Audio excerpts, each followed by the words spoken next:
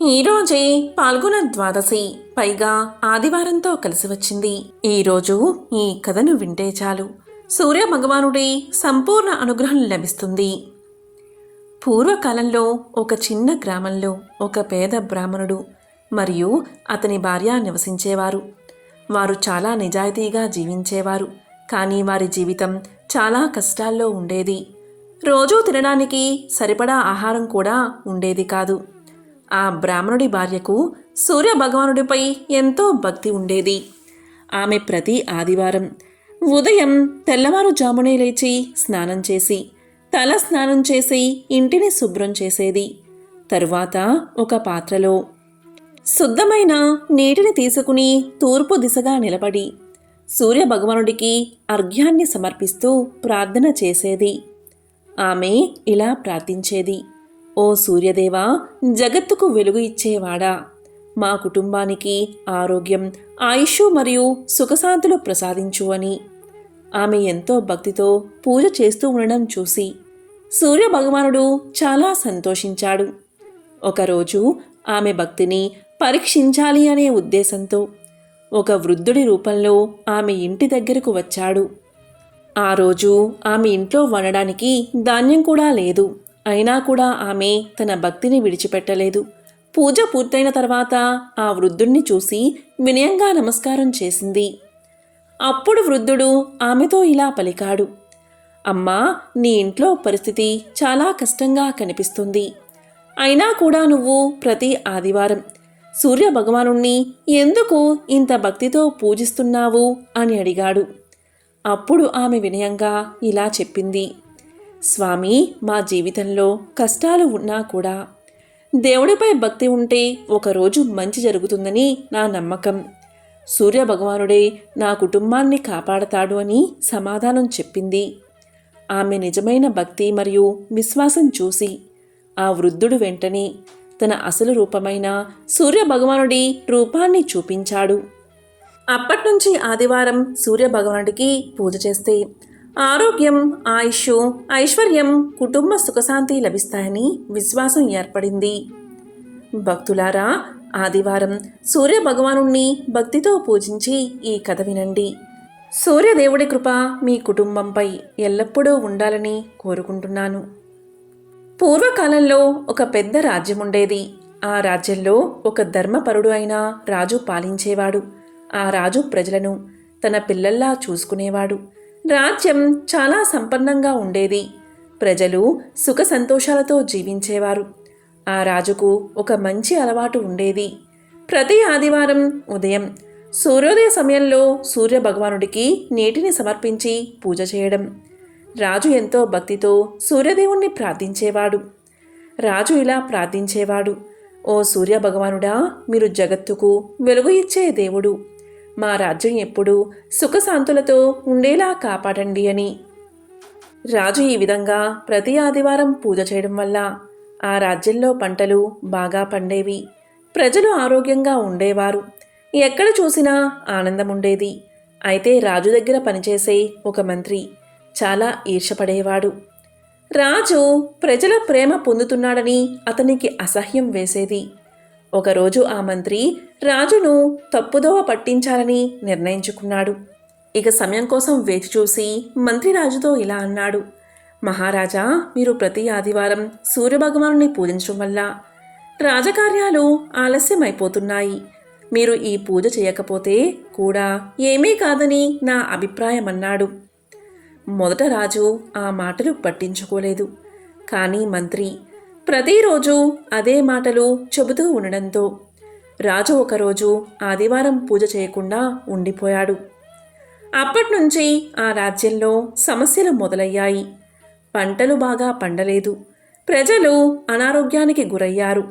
రాజ్యంలోని సంపద తగ్గిపోవడం ప్రారంభమైంది. అప్పుడు రాజు ఆలోచించాడు: ఇలా ఎందుకు జరుగుతుంది అని ఆశ్చర్యపోయాడు. ఒక రాత్రి రాజుకు కలలో సూర్యభగవానుడు దర్శనమిచ్చాడు. సూర్యదేవుడు రాజు కలలో ఇలా అన్నాడు: రాజా, నువ్వు ఎంతో భక్తితో నన్ను పూజించేవాడివి. కానీ ఇప్పుడు నా పూజను మానేశావు. అందుకే నీ రాజ్యంలో సమస్యలు వచ్చాయి. అనగా రాజు వెంటనే తన తప్పును గ్రహించాడు. మరుసటి రోజు ఆదివారం ఉదయం స్నానం చేసి మళ్ళీ సూర్యభగవానుడికి అర్ఘ్యాన్ని సమర్పించి భక్తితో పూజ చేశాడు. రాజు వినయంగా ఇలా ప్రార్థించాడు: స్వామి, నా తప్పును క్షమించండి. ఇకపై నేను ఎప్పటికీ మీ పూజను మానను అని అనగా, రాజు యొక్క నిజమైన పశ్చాత్తాపాన్ని చూసి సూర్యభగవానుడు అతన్ని ఆశీర్వదించాడు. కొద్ది రోజుల్లోనే రాజ్యంలో మళ్ళీ అన్నీ సరిగ్గా మారాయి. పంటలు బాగా పండాయి. ప్రజలు ఆరోగ్యంగా జీవించసాగారు. రాజ్యం మళ్ళీ సుఖ సంతోషాలతో నిండిపోయింది. ఆ రోజు నుంచి ప్రజలందరూ ఆదివారం సూర్య భగవానుణ్ణి భక్తితో పూజించడం ప్రారంభించారు. కలియుగం ఎలా ఉంటుందో తెలిపే ఈ పవిత్ర కథను వింటే చాలు. జన్మల పాపాలు తొలగి కోటి జన్మల పుణ్యం వస్తుంది. పట్టిందల్లా బంగారమే అవుతుంది. పాండవులు రాజ్యాన్ని పరిపాలిస్తున్న సమయం. రాబోయే కలియుగం ఎలా ఉండబోతుందో, ఆ కలియుగంలో మానవులు ఎలా ప్రవర్తిస్తారో అనే విషయం తెలుసుకోవాలని కోరిక పాండవులకు కలిగింది. అప్పుడు పాండవులంతా కలిసి శ్రీకృష్ణుడి దగ్గరకు వెళ్లి వారి మనసులో ఉన్న కోరికను తెలియచేశారు. అప్పుడు శ్రీకృష్ణుడు పాండవులతో ఇలా అన్నాడు: నేను 5 బాణాలను అడవిలోకి వేస్తున్నాను. మీరందరూ అడవిలో ఒక్కొక్కరు ఒక్కో వైపు వెళ్లి 5 బాణాలు వెతికి తీసుకురండి. మీకు బాణం దగ్గర ఏదైనా కనబడితే వచ్చిన తర్వాత నాతో చెప్పండి. అప్పుడు నేను మీరు అడిగిన దానికి సమాధానం చెప్తాను అన్నాడు. అప్పుడు పాండవులంతా కూడా శ్రీకృష్ణుడికి నమస్కారం చేసి బాణాలు వెతుకుతూ అడవిలోకి బయలుదేరారు. ఆ 5గురు ఒక్కొక్కరు ఒక్కో దిశగా వెళ్లారు. మొదటగా ధర్మరాజుకు బాణం దొరుకుతుంది. ఆ బాణం దగ్గర ఒక ఆశ్చర్యకరమైన సంఘటన అతను చూస్తాడు. అతనికి ఒక ఏనుగు కనబడుతుంది. దానికి విచిత్రంగా 2 తొండాలు ఉంటాయి. దాన్ని చూసిన ధర్మరాజు ఎంతో ఆశ్చర్యపోతాడు. బాణం తీసుకుని తిరిగి కృష్ణుడి దగ్గరకు బయలుదేరతాడు. అర్జునుడికి కూడా బాణం దొరికింది. కాని ఇంతలోనే ఒక మధురగానం వినిపించి అటు తిరిగాడు అర్జునుడు. అప్పుడు అతనికి కూడా ఒక ఆశ్చర్యకరమైన మధుర సంఘటన కనిపించింది. ఒక కోయిల మధురంగా పాడుతూ ఉంది. దాని రెక్కలపై వేదం అని రాసి ఉంది. ఆ కోయిల బతికి ఉన్న ఒక కుందేలును పొడుచుకుని తింటుంది. అది చూసి అర్జునుడు నివ్వెరపోయాడు. బాణం తీసుకుని తిరిగి కృష్ణుడి దగ్గరకు బయలుదేరాడు. ఇక భీముడికి కూడా బాణం దొరికిన చోట ఒక ఆశ్చర్యకరమైన సంఘటన కనబడింది. అది ఏంటి అంటే, నిండుగా నీళ్లు ఉన్న 7 బావులు కనిపించాయి. ఆ బావుల మధ్య ఒక ఎండిపోయిన బావి కూడా కనిపించింది. నిండుగా నీళ్లు ఉన్న 7 బావుల మధ్యలో ఉన్న ఆ బావిలో నీళ్ళెందుకు లేవు, ఎందుకు పడలేదు అని ఆశ్చర్యపోయాడు భీముడు. వెంటనే బాణం తీసుకుని తిరిగి శ్రీకృష్ణుడి దగ్గరకు బయలుదేరాడు. మరోవైపున నకులుడికి కూడా బాణం దొరికిన చోట ఒక వింత సంఘటన కనబడింది. అది ఏంటి అంటే, ఒక ఆవు అప్పుడే పుట్టిన తన లేగదూడను గాయాలు అయ్యేలాగా విపరీతంగా నాకుతుంది. చుట్టూ ఉన్న జనం అతి కష్టం మీద ఆవు దూడలను విడదీశారు. అది చూసి నకులుడికి ఆశ్చర్యం వేసింది. నకులుడు కూడా బాణాన్ని తీసుకుని శ్రీకృష్ణుడి దగ్గరకు బయలుదేరాడు. ఇక సహదేవునికి బాణం దొరికిన చోట ఒక సంఘటన కనిపించింది. అదేంటి అంటే, ఒక పర్వతం పైనుంచి ఒక పెద్ద బండరాయి దొర్లుతూ వస్తూ దారిలో ఉన్న చెట్లు అన్నిటినీ పడేస్తుంది. పెద్ద పెద్ద వృక్షాలు కూడా దాన్ని వేగాన్ని ఆపలేకపోయాయి. కాని ఆ రాయి దొర్లుతూ వచ్చి ఒక చిన్న మొక్క దగ్గర ఆగిపోయింది. అది చూసిన సహదేవుడికి ఏమీ అర్థం కాలేదు. బాణాన్ని తీసుకుని కృష్ణుడి దగ్గరకు బయలుదేరాడు. తరువాత పాండవులందరూ ఒక దగ్గర చేరి తాము చూసిన విషయాలను శ్రీకృష్ణుడికి చెప్తామని అతని దగ్గరకు బయలుదేరారు. పాండవులందరూ కలిసి శ్రీకృష్ణుడి దగ్గరకు చేరి అతనికి నమస్కారం చేశారు. అప్పుడు కృష్ణుడు పాండవులతో, మీరు చూసిన విషయాలు ఏంటో చెప్పండి అన్నాడు. అప్పుడు మొదటిగా ధర్మరాజు ఇలా చెప్పాడు: కృష్ణ, నేను బాణం దగ్గర మొట్టమొదటిసారిగా 2 తొండాలు కలిగిన ఏనుగుని చూశాను. దాన్ని చూసిన వెంటనే నాకు చాలా ఆశ్చర్యం కలిగింది. ఎందుకు ఏనుగుకు 2 తొండాలు ఉన్నాయి అని అడిగాడు. ఇలాంటి వింతను నేను ఎప్పుడూ చూడలేదు కృష్ణ, దాని గురించి వివరించి చెప్పు అని అడిగాడు. దానికి కృష్ణుడు ధర్మరాజుతో ఇలా చెప్పాడు: ఓ ధర్మరాజా, నీకు కనిపించిన ఈ దృశ్యానికి కలియుగానికి సంబంధం ఉంది. కలియుగంలో మానవులు రెండు ముఖాలు ఉన్నట్లుగా ప్రవర్తిస్తారు. వారు పైకి ఒకటి చెప్తారు, మరొకటి చేస్తారు. వారు బయటకు ఒక విధంగా చెప్పి లోపల మనసులో మాత్రం వేరే విధంగా ఆలోచిస్తారు. కలియుగంలో వీరి రాజ్యమే నడుస్తుంది. మనిషి ఒక్కడే అయినా ఆలోచన మాత్రం రెండు రకాలుగా చేస్తాడు. వీరితో చాలా జాగ్రత్తగా ఉండాలని చెబుతాడు. తరువాత అర్జునుడు ఇలా అడుగుతాడు, శ్రీకృష్ణ, నేను చూసింది ఇంకా ఆశ్చర్యంగా ఉంది. నేను బాణం తీసుకునే ప్రదేశంలో ఒక కోకిల, రెక్క మీద వేదం అని రాసి ఉంది. ఆ కోయిల మధురమైన గానం చేస్తూ జీవించి ఉన్న కుందేలను పొడుచుకుని తింటూ కనిపించింది. సాక్షాత్తు సరస్వతీదేవినే మరిపించే ఆ కోయిల ఇంత వికృతి చేష్టలు ఎలా చేయగలుగుతుంది అంటూ తనకు కలిగిన సందేహాన్ని కృష్ణుడి దగ్గర వ్యక్తం చేశాడు అర్జునుడు. అప్పుడు కృష్ణుడు ఈ విధంగా సమాధానం చెప్పాడు. అర్జున, కలియుగంలో సరస్వతీదేవిని మెప్పించి విద్యావంతులు అయిన విద్వాంసులు, తెలివైన వారు తమ జ్ఞానాన్ని సక్రమంగా వినియోగం చేయకుండా అమాయకం ప్రజలను, చదువురాని పేదవారిని మాయమాటలు చెబుతూ దోచుకుంటారు అని ఆ పక్షిలాగా వాళ్లను పీక్కు తింటారు. కోయిల్లాగా తీయని మాటలు చెబుతూ వారిని వేధిస్తారు అని శ్రీకృష్ణుడు సమాధానం చెప్పాడు. ఆ తరువాత భీముడు ఇలా పలికాడు, కృష్ణ, నేను వెళ్ళిన చోట 7 బావులు కనిపించాయి. ఆ 7 బావుల్లో 6 నిండుగా నీరు ఉంది. కాని మధ్యలో ఉన్న ఒక బావిలో ఒక చుక్క కూడా నీరు లేదు. ఒకే నేలపై ఉన్న ఈ 7 బావుల్లో ఇదేం తేడా అంటూ భీముడు తన సందేహాన్ని శ్రీకృష్ణుడికి చెప్పాడు. భీముడి ప్రశ్నకు సమాధానంగా శ్రీకృష్ణుడు ఇలా అన్నాడు, భీమా, కలియుగంలో ఉన్నవాడు మరింత ధనవంతుడు అవుతాడు. పేదవాడు మరింత నిరుపేదగా మారిపోయి కటిక దరిద్రాన్ని అనుభవిస్తాడు. ధనవంతుల మధ్యలో ఉన్నా కూడా పేదవాడు ఎన్నడూ ఎప్పుడూ పేదవాడిగానే ఉంటాడు. దానికి సంకేతమే ఈ బావులు అని శ్రీకృష్ణుడు సమాధానం చెప్పాడు. ఆ తరువాత నకులుడు కృష్ణుణ్ణి ఇలా అడుగుతాడు, కృష్ణ, నాకు బాణం దొరికిన చోట ఒక ఆవు దూడపై అతి ప్రేమ చూపిస్తూ నాలుకతో నాకుతుంది. ఆ ఆవు యొక్క ప్రేమ ఎలా ఉంది అంటే, ఆ ఆవు తన దూడను నాకడం వల్ల ఆ దూడకు గాయాలు అయ్యి రక్తం కారుతుంది. ఏంటి ఈ విపరీతమైన ప్రేమ అని అడగ్గా కృష్ణుడు ఇలా చెప్పాడు, కలియుగంలోని తల్లిదండ్రులకు పిల్లల మీద అధిక ప్రేమ ఎక్కువ. ఆ పిల్లలు ఆ అధిక ప్రేమ వల్ల సోమరులుగా తయారవుతారు. వాళ్ళు చూపించే అతి ప్రేమ వల్ల పిల్లల యొక్క అభివృద్ధి ఆగిపోయి సోమరులుగా తయారై భూమికి భారంగా మారతారు.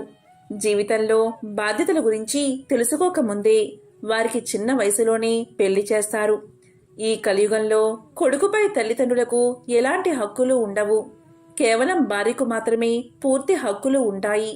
కలియుగంలో తల్లిదండ్రులు పిల్లలపై చూపే అతి ప్రేమకు ఆవు దూడలు చిహ్నాలు అని సమాధానం చెప్పాడు కృష్ణుడు. ఇక చివరివాడైన సహదేవుడు కృష్ణుణ్ణి ఇలా అడుగుతాడు, కృష్ణ, నాకు బాణం దొరికిన చోట ఒక పెద్ద పర్వతం నుండి ఒక భారీ బండరాయి దొర్లుకుంటూ కింద పడ్డం కనిపించింది. ఆ బండరాయి బరువుకు వేగానికి అడ్డు వచ్చిన పెద్ద పెద్ద వృక్షాలు సైతం నేలమట్టం అయిపోయాయి. కాని ఒక చిన్న మొక్క దగ్గరకు రాగానే ఆ బండరాయి తనంతట తానే ఆగిపోయింది.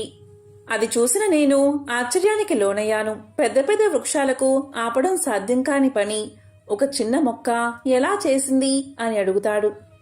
దానికి కృష్ణుడు ఇలా సమాధానం చెప్తాడు, సహదేవా, కలియుగంలో మానవులు విచక్షణ కోల్పోతారు. తమ పతనానికి తామే కారణం అవుతారు. మహావృక్షాలు అంటే అతని అధికార బలం, ధనబలం ఇవేవి అతని పతనాన్ని ఆపలేవు. కాని చిన్న మొక్క వంటి భగవంతుడి నామస్మరణ మానవుడు వినాశనం కాకుండా ఎల్లప్పుడూ కాపాడుతుంది.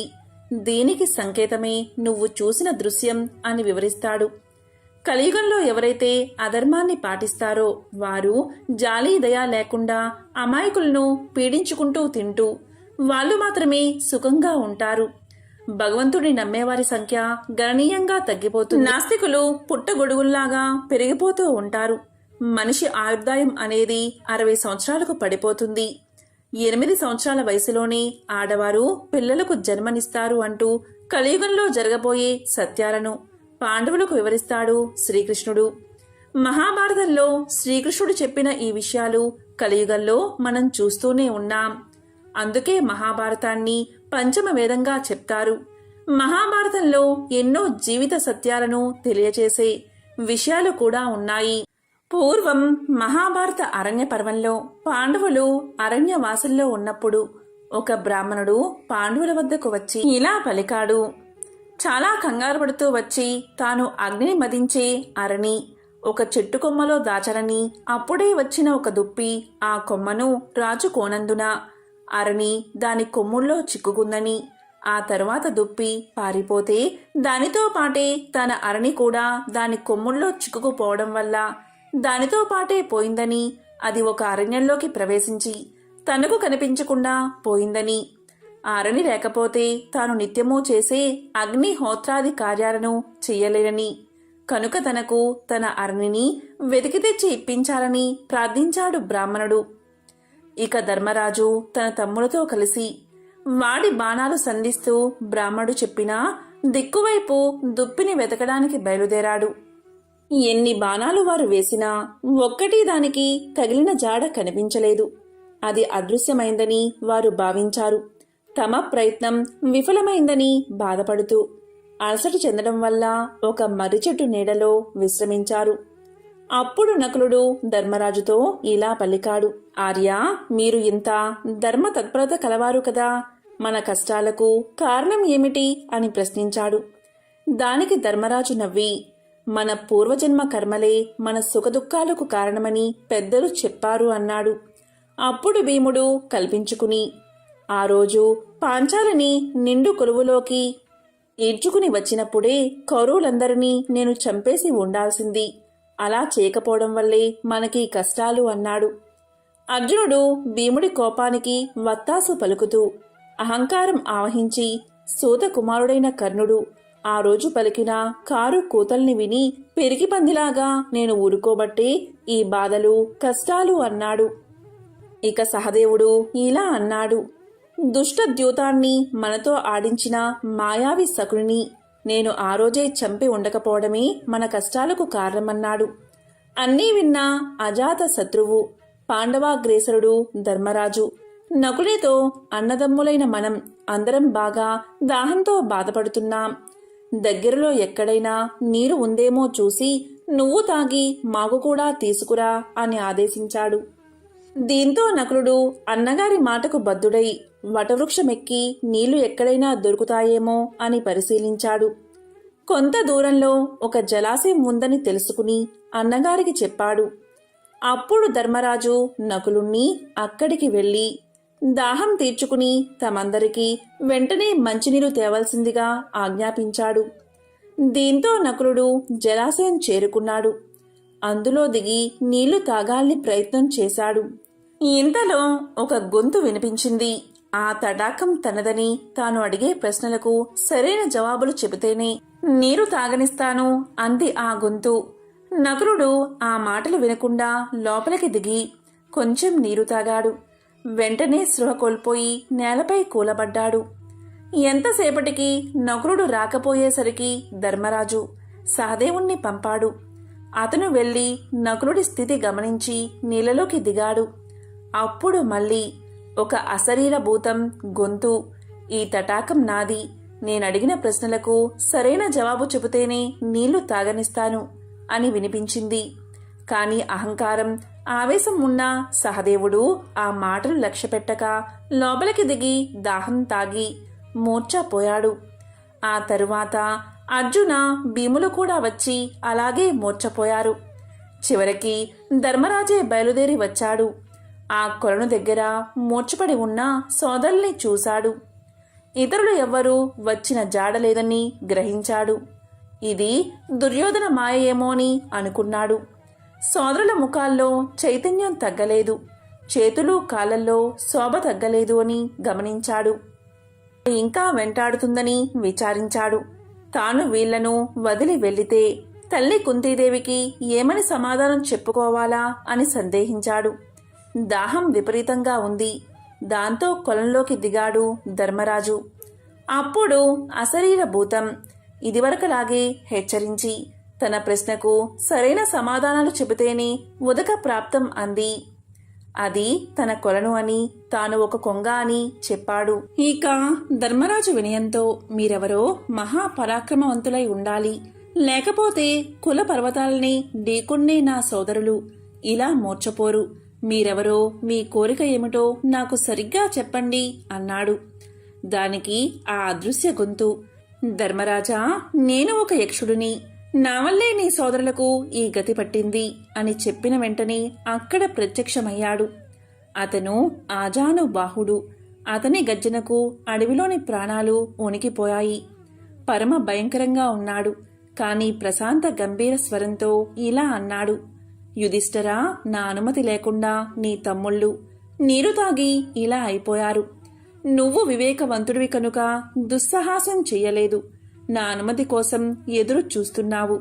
నా ప్రశ్నలకు తగిన సమాధానాలు చెప్పి అప్పుడు నీళ్లు తాగు అన్నాడు యక్షుడు. సరే అని ప్రశ్నలు వెయ్యవలసిందిగా ధర్మరాజు యక్షుణ్ణి కోరాడు. ఇప్పుడు ప్రశ్నలు, వాటికి ధర్మరాజు సమాధానాలు తెలుసుకుందాం. సూర్యుణ్ణి ఉదయింపచేసేవారు ఎవరు అని యక్షుడు అడగగా, బ్రహ్మం అని ధర్మరాజు సమాధానం చెప్పాడు. సూర్యుని చుట్టూ తిరిగేవారెవరు అని యక్షుడు అడగగా, దేవతలు అని సమాధానం చెప్పారు. మానవుడు దేనివల్ల మహత్తును పొందుతాడు అని యక్షుడు అడగగా, తపస్సు అని ధర్మరాజు సమాధానం చెప్పాడు. ఆకాశం కంటే పొడవైంది ఏది అని యక్షుడు అడగగా, తండ్రి అని సమాధానం చెప్పాడు ధర్మరాజు. భూమి కంటే భారమైంది ఏది అని యక్షుడు అడగగా, జనని అని సమాధానం చెప్పాడు. గాలి కంటే వేగమైంది ఏది అని యక్షుడు అడగగా, మనస్సు గాలి కంటే వేగమైందని ధర్మరాజు సమాధానం చెప్పాడు. మానవుడికి సజ్జనత్వం ఎలా వస్తుంది అని యక్షుడు అడగగా, ధర్మరాజు ఇలా సమాధానం చెప్పాడు. ఇతరులు తన పట్ల ఏ పని చేస్తే, ఏ మాట మాట్లాడితే తన మనస్సుకు బాధ కలుగుతుందో, తాను ఇతరుల పట్ల ఆ మాటలు మాట్లాడకుండా ఎవడు ఉంటాడో అట్టివాడికి సజ్జనత్వం వస్తుంది అని సమాధానం చెప్పాడు. నిద్రలో కూడా కన్ను మూయంది ఏది అని యక్షుడు అడగగా, చేప అని ధర్మరాజు సమాధానం చెప్పాడు. జన్మించియు ప్రాణం లేనిది ఏది అని యక్షుడు అడగగా, గుడ్డు అని సమాధానం చెప్పాడు ధర్మరాజు. రూపమున్నా హృదయం లేనిది ఏది అని యక్షుడు అడగగా, రాయి అని సమాధానం చెప్పాడు ధర్మరాజు. ఎల్లప్పుడూ వేగం గలదేది అని యక్షుడు అడగగా, నది అని సమాధానం చెప్పాడు. కీర్తికి ఆశ్రయం ఏది అని యక్షుడు అడగగా, దానమని ధర్మరాజు సమాధానం చెప్పాడు. లాభాల్లో గొప్పది ఏది అని యక్షుడు అడగగా, ఆరోగ్యమని సమాధానం చెప్పాడు. ఎల్లప్పుడూ తృప్తిగా పడి ఉండేది ఏది అని యక్షుడు అడగగా, యాగకర్మ అని ధర్మరాజు సమాధానం చెప్పాడు. లోకాన్ని కప్పి ఉన్నది ఏది అని యక్షుడు అడగగా, అజ్ఞానమని ధర్మరాజు సమాధానం చెప్పాడు. జ్ఞానమంటే ఏమిటి అని అడగగా, మంచి చెడుల్ని గుర్తించగలగడం జ్ఞానమని సమాధానం చెప్పాడు. దయ అంటే ఏమిటి అని యక్షుడు అడగగా, ప్రాణులంటిని సుఖం కోరడం దయ అని సమాధానం చెప్పాడు. ఇలా యక్షుడు ధర్మరాజును అనేక ప్రశ్నలు వేశాడు. అన్ని ప్రశ్నలకు ధర్మరాజు సరైన సమాధానం చెప్పాడు. ఆ సమాధానాలు విన్న యక్షుడు, నా ప్రశ్నలంటికి సరైన సమాధానాలు ఇచ్చావు, నాకు ఆశ్చర్యాన్ని కలిగించావు. నీ సోదరులలో ఒక్కరిని బతికిస్తాను, ఎవరిని జీవింపచెయ్యాలో నువ్వే చెప్పు అన్నాడు యక్షుడు. అప్పుడు ధర్మరాజు కొంచెంసేపు ఆలోచించి ఇలా చెప్పాడు, సుమున్నత బలశాలి అయిన నా సోదరుడు నకులుణ్ణి బతికించు మహానుభావా అని అన్నాడు. దానికి యక్షుడు, భీమార్జునులు అత్యంత ధైర్య సాహసవంతులు, వారిని బతికించమని కోరుకోకుండా నకులుణ్ణి ఎందుకు ఎంచుకున్నావు అని అడిగాడు. దానికి ధర్మరాజు, యక్షీశ్వర, మా తండ్రి పాండురాజు గారికి కుంతి, మాద్రి అని 2 భార్యలు. కుంతి తనయుల్లో నేను బతికే ఉన్నాను, మాద్రి తనయుల్లో ఒక్కరైనా జీవించాలి కదా అన్నాడు. అప్పుడు సంతోషించిన యక్షుడు, నీ ధర్మజ్ఞతకు మహా ఆనందంగా ఉంది, నీ సోదరులందరినీ పునర్జీవితుల్ని చేస్తాను అని చెప్పి వారందరికీ స్పృహ కల్పించాడు. దీంతో పరమానంద భరితుడైన ధర్మతనయుడు అంటే ధర్మరాజు ఇలా పలికాడు: నీవు యక్షుడివి కావు, నువ్వేదో దేవతవు, దీంట్లో సందేహం లేదు. నీ యథార్థ స్వరూపం నాకు చూపించు అని కోరాడు. దానికి యక్షుడు: నేను ధర్మదేవతను. సత్యం, శౌచం, దానం, తపం, సమం, దాంతి, కీర్తి, సమగ్ర పరిజ్ఞానం నా స్వరూపాలే. నా కుమారుడివైన నిన్ను చూడాలి అనే ఉద్దేశంతోనే ఈ కొలను చేరాను. నన్ను ఆశ్రయించిన వారెవరూ దుర్గతి పొందరు. నీ సాధువర్తనకు సంతోషించి ఇంకో వరం కూడా ప్రసాదిస్తున్నాను, కోరుకో అన్నాడు. దీంతో ధర్మరాజు అమిత ఆనందాన్ని పొంది భక్తితో ధర్మదేవతకు సాష్టాంగ నమస్కారం చేశాడు. ధర్మదేవ, ఆశ్రమ సమీపంలో ఉన్న ఒక బ్రాహ్మణుడి అరణిని జింక అపహరించుకు పారిపోయింది. దాన్ని ఆయనకు కర్మలోపం రాకుండా మళ్లీ ప్రసాదించాలి అని ప్రార్థించాడు. దీంతో ధర్మదేవత చాలా సంతోషించి ధర్మజుని మనోగతం ఎలాంటిదో తెలుసుకోవడానికే అలా కల్పిత జింకను సృష్టించాలని చెప్పి ఆజ్ఞని అనుగ్రహించాడు. ధర్మదేవతా కుమారుడైన ధర్మరాజుపై అపార కృపా కటాక్షాలతో ధర్మనందన, మీ 12 ఏళ్ల అరణ్యవాసం పూర్తయింది. 13వ ఏడు అజ్ఞాతవాసం. మీరు ఏం చెయ్యాలి? అజ్ఞాతవాస సమయంలో మీరందరూ ఏ రూపంలో ఉండాలి అని అనుకుంటారో అలాంటి రూపమే మీకు ఏర్పడుతుంది. మిమ్మల్ని ఎవరూ కొంచెం కూడా గుర్తుపట్టలేరు. ఇది మీకు వరంగా ఇస్తున్నాను. ఇంకేమైనా కోరిక ఉంటే నాకు తెలియచేయండి, నెరవేరుస్తా అన్నాడు. విఘ్నుడైన ధర్మరాజు, నీ దర్శనంతో ధన్యుణ్ణి అయ్యాను. ఇంకేం కోరిక లేదు. నా మనసు క్రోధ, లోభ, మోహాది దుర్గుణాలకు ఎప్పుడూ దూరంగా ఉండి సదా ధర్మాచరణతో విలసిల్లేటట్లు అనుగ్రహించు అని వేడుకున్నాడు. ఆ వరాన్ని ఆనందంగా ప్రసాదించి ధర్మదేవత అదృశ్యం అయిపోయాడు. భీమార్జున, నకుల, సహదేవులు యథాస్థితికి వచ్చారు. అందరితో కలిసి ధర్మరాజు మళ్లీ ఆశ్రమానికి చేరుకున్నాడు. బ్రాహ్మణుడికి ఆరణిని అందజేసి ఆయన శుభాశిస్సులను పొంది ఆనందంగా సోదరులతో గడిపాడు. బుధవారం రోజు ఎవరైతే ఈ కథను వింటారో లేక చెప్తారో అటువంటి వారి సమస్త దోషాలు తొలగిపోతాయి.